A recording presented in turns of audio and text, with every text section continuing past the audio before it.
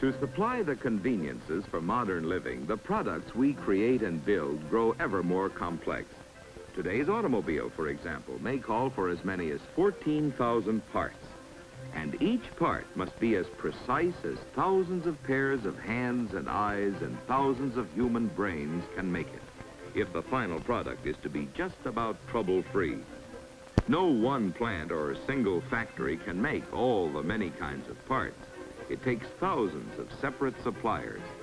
And in every supplier plant, each man and woman must work with a feeling of responsibility toward the eventual owner of what it is he's helping to make.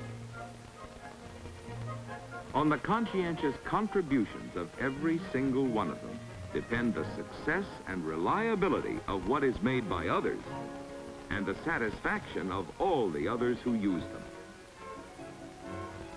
The fundamental freedom of America is our freedom of choice. All of us want our choices in whatever we buy. Our personal choices of color, of model, of trim, of engine, transmission, or steering, as well as of radios, of heaters, air conditioning, accessories, and a host of other special options for convenience, safety, comfort, and appearance. On a single four-door sedan, there are 7 million possible combinations that may be asked for by any one owner. The makers could be called upon to build for years without ever turning out exactly the same car twice. The owner's choice for this chassis, among many other options, is for a red body.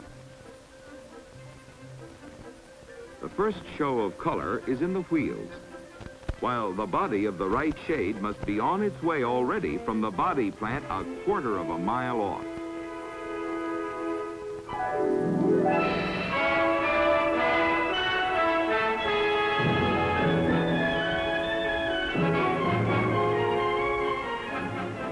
All the many parts, accessories, and special equipment must meet at their rendezvous.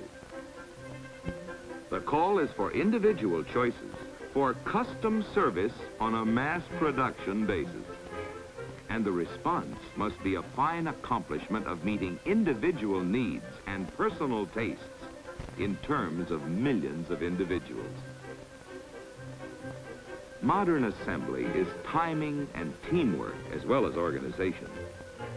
And every year, to make way for changed models, everything may have to be re-timed, re-teamed, and reorganized with new tools, new assembly line fixtures, and new working procedures.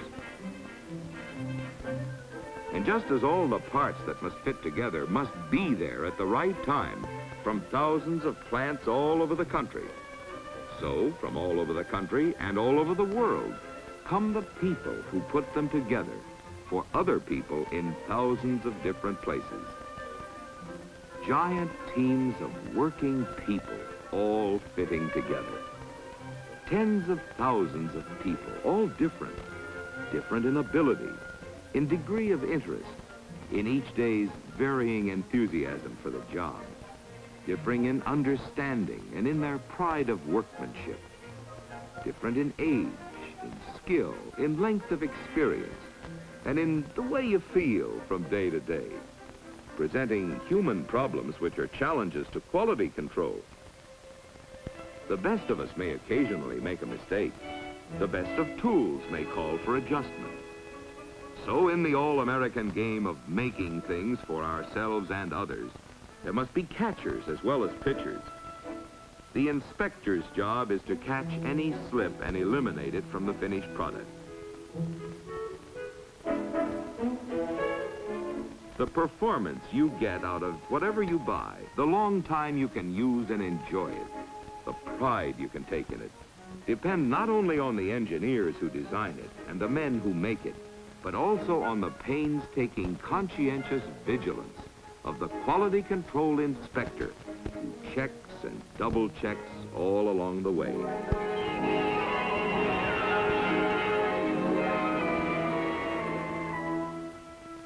So the way we Americans do it, quality in the things we buy is designed in, built in, and inspected in from start to finish. And to help them make sure quality is built in and checked in, New devices are continually being developed.